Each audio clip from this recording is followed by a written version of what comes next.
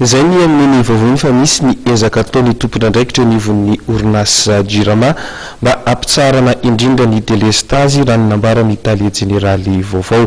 Claude Arasolosan sy Mami Rasoanaivo mitapitra izay vaovao izay. Ny fahatapahan-jiro noho ny tsy fahampian'ny vokatra zaraina amin'ny mpanjifa no antsoina hoe délestage raha ny fanamariana ny oety ny Talia Jeneraly ny Jirama sy ny ministry ny rano, ny angovo ary ny akoranafo.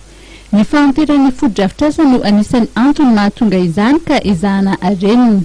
Misy ny fahatapahana izay hitanay matetika noho ireo tambazotra izay efa antitra.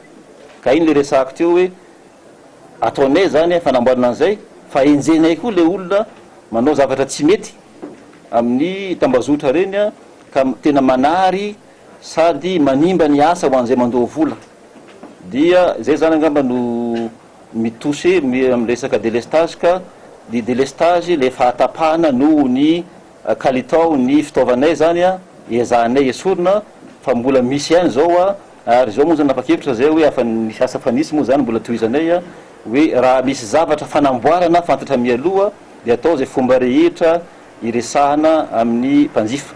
Miroso kelikely amin'ny famokarana herinaratra avy amin'ny angovo azo avoazina ihany koa isika ary misy ihany koa antsoina hoe transition énergétique.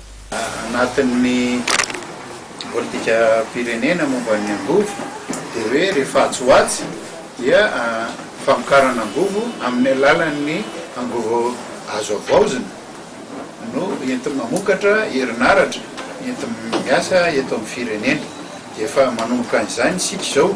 Raha ny fantatra dia isy ny famondrana groupe raika ambin'ny folo any Ambohimanamboly izay vinavinaina iodina amin'ny volana Jona na Jolay ka hanome 70 mégawatt.